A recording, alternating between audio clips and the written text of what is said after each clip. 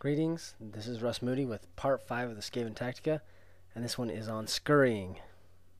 And what I've got here is, again, a 2,000 point list, and it's designed to highlight that attribute, which is pretty much speed. Now what I mean by this is, a lot of people might look at Skaven and go, wait, there's no cavalry, this isn't a fast army, but they're actually wrong, given the changes brought about by 8th. Pretty much what all players out there did is they all dumped their cavalry, and only now you're starting to see that some of them are returning to actually bringing a unit or two of cavalry, or certain races only bringing a single unit of cavalry. And this is great news for Skaven, because what it means is Skaven are now the fastest army on the table. So really, as a Skaven player, you can use that to your advantage. And so I'll go right here into deployment and the setup. And I've got, see the gunner runners, they've infiltrated. And so we got a Doom Wheel on the flank, 20 Night runners, 40 Storm Vermin, there's a BSB, and a Warlock Engineer with the Skaven Brew. And they've also got the Banner of Swiftness to be movement 6. And next picture, going down the line further, we've got the Rat Ogres with the Warlord. He's the general this time, so no Fellblade. The Doom Wheel is next there. Got a horde of giant rats, and I think 60 slaves with shields. And again, there's actually 2 Warlock Engineers in there. One has the Doom Rocket. And that's just because they might be operating by themselves, and so they're going to need the leadership boost from the Warlock Engineers.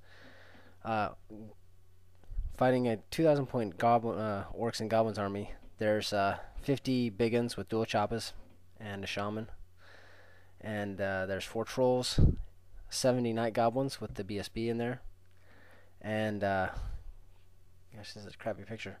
Anyway, you've got boar boy chariot, 40 black orcs, and another boar boy chariot. There's the 2,000 points of orcs. Orcs probably orcs take the first turn, because in this case they had 1 fewer drop, so they'll have the +1. So they're probably going to go first at you. And right here, the chariot has charged in and taken about 2 wounds from shooting from those gutter runners, and the black orcs have just kind of maneuvered, and the chariot has just positioned itself. And then over here, the orcs and goblins just kind of moved. The trolls moved up as far as they could, and the big uns that was cast that was Hand of Gork to move into the flank of the Skaven. And Skaven reaction, the slaves turn, the giant rats charge in to hold up those trolls. The rat ogres just kind of move, and you'll notice that also the Warlock Engineer popped out with the Doom Rocket. He did that so that he could be 14 inches away from the unit, from pretty much the center of that unit, so that he can fire off the Doom Rocket and just do, damage. Doom Wheel goes forward like it has to, and then the chariot killed the gutter runners, but that was okay. They were just there to try and make sure the chariot couldn't do much damage, and it ended up in the middle of nowhere and got charged by both the Doom Wheel and those night runners. So that chariot's going to die. And the Storm Runner just moved up, as you can see. So going on to the Orcs' turn, after the chariot died, the Black Orcs ended up charging into the flank of that Doom Wheel to get rid of it. And these Night Goblins charge in, and the chariot charge in to take care of the other Doom Wheel.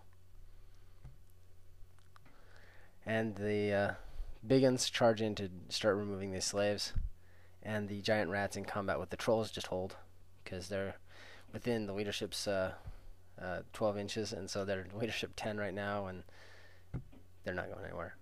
Right here, the Black Orcs destroyed the Doom Wheel and reform. The other Doom Wheel ran away and popped off the table, so it's gone. And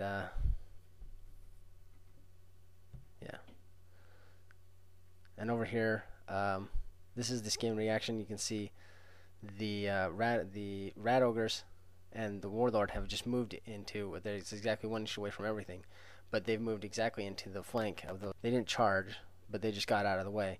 And then the Stormvermin went in against those Night Goblins, because right here the idea is the Stormvermin will win against the Night Goblins, and just they've got the Skaven brew on there with frenzy, and so they're just going to win, and the rat ogres will come in on the flank and finally destroy the unit.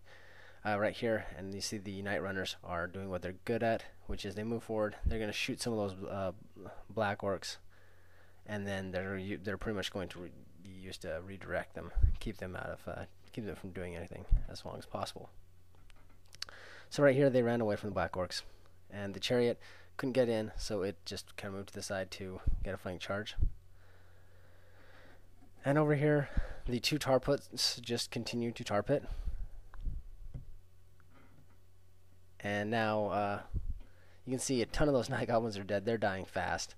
And then the rat ogres come in, and they're just going to do tons. The night runners were actually still in range of the general, and actually the BSB at this point. So they rallied, and now they reformed along to get the max number of shots, because next time they're going to hold. And over there you can see the tar pits are still holding, except for finally, I think the slaves finally lost too many ranks and now are dead.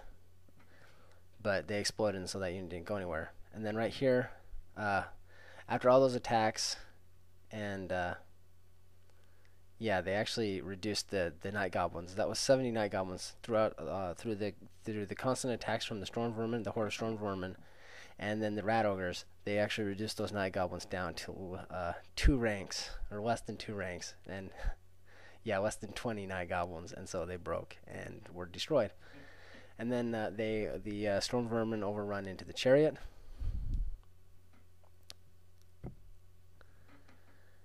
And after everything's said and done, they kill the chariot, overrun through it, and then this is Skaven turn. They've now reformed to look like that, and the rat ogres will look like that. Meanwhile, the black orcs have run down and destroyed the night runners, and then they've spent their movement. And this is actually by turn 6. This is what you're looking at, and all the black orcs could do is attempt to charge and fail it at this point.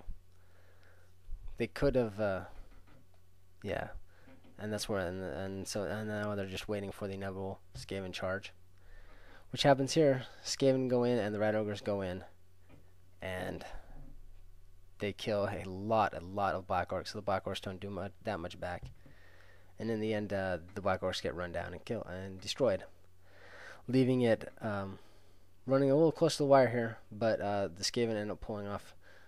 They win by 200 or so points is all. But again, as you see, this is the reason I selected these two armies is that the orcs and goblins that are spanning the board are actually probably the nightmare for this build. But again, the idea is to set up, pretty much the worst case scenario for any army that I'm going to show you for this Skaven, and show that it still works even against an optimal opponent. Now, ideally, what you're going to be fighting with the Skaven army built around speed is you're going to be fighting elite troops, small units, MMU, and just fewer models, and so you'll be able to just run in between them and get around to the flanks, and not even ever have to assault directly. So anyway, that's the idea. Skaven, if you build them right, they are actually now the fastest army in the game, and Skaven players should take advantage of that. Anyway, thank you, and hope you enjoyed it. Bye.